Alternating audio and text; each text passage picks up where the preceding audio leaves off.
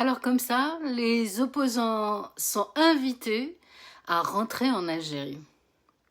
C'est en tout cas ce que vient de déclarer Abdelmadjid Tebboune depuis Berlin. Et quand j'ai entendu ça, je me suis posé une question.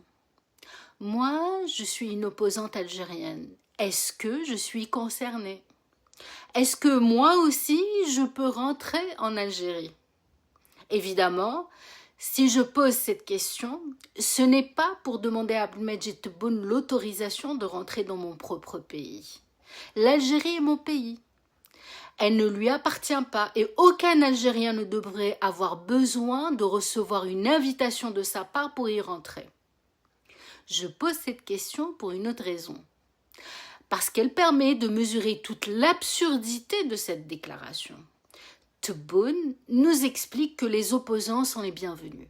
Il précise même les conditions.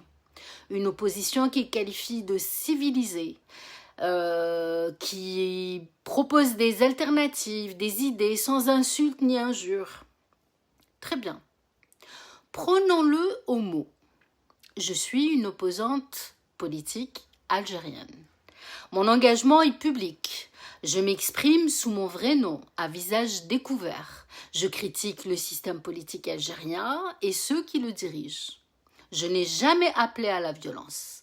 Je n'ai jamais insulté qui que ce soit. Je défends mes convictions par la parole, par l'engagement politique et par des moyens pacifiques. Et pourtant, je suis condamnée par contumace à 20 ans de prison en Algérie. Alors il y a quelque chose qui ne tient pas. Parce que si je suis cette fameuse opposante civilisée dont parle Tebboune, pourquoi suis-je condamnée? Et si je ne le suis pas, qui décide? Tebboune, les services de sécurité, la justice algérienne? Qui décide finalement de la frontière entre l'opposant qu'on invite à rentrer et celui qu'on met en prison? Et surtout, depuis quand un pouvoir choisit-il ses opposants? Une opposition politique n'a pas besoin d'être agréée par ceux qu'elle combat pour exister. Elle n'a pas besoin d'être jugée suffisamment polie, suffisamment docile ou suffisamment civilisée pour avoir des droits. Mais allons plus loin. Parce que pendant que Tebboune invite depuis Berlin les opposants vivant à l'étranger à rentrer en Algérie, des opposants qui se trouvent déjà en Algérie sont en prison. Des hommes et aussi des femmes.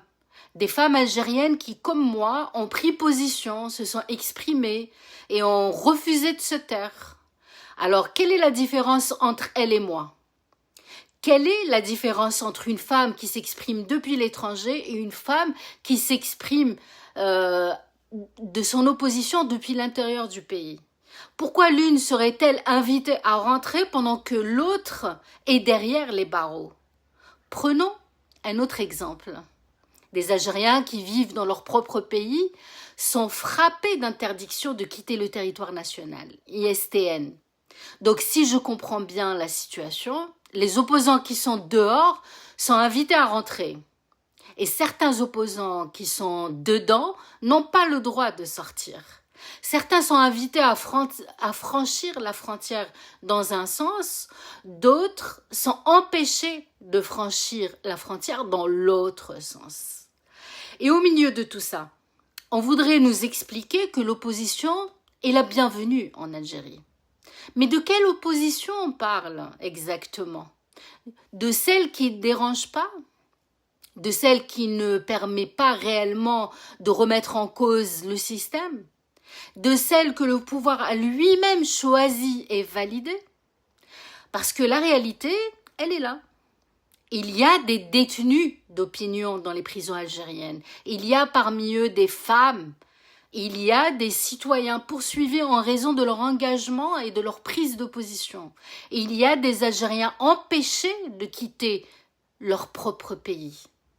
Il y a des Algériens vivant à l'étranger qui savent parfaitement ce qui peut les attendre s'ils rentrent comme moi. J'en fais partie. Ma situation n'est donc pas le sujet de cette vidéo. Elle est simplement un exemple de la contradiction. Je n'ai pas besoin de Tebboune m'invite à rentrer en Algérie. Je suis algérienne. La véritable question est de savoir pourquoi, dans mon propre pays, le fait d'être une opposante politique peut conduire à une condamnation de 20 ans de prison. La véritable question est de savoir pourquoi d'autres opposants, eux, sont déjà derrière les barreaux.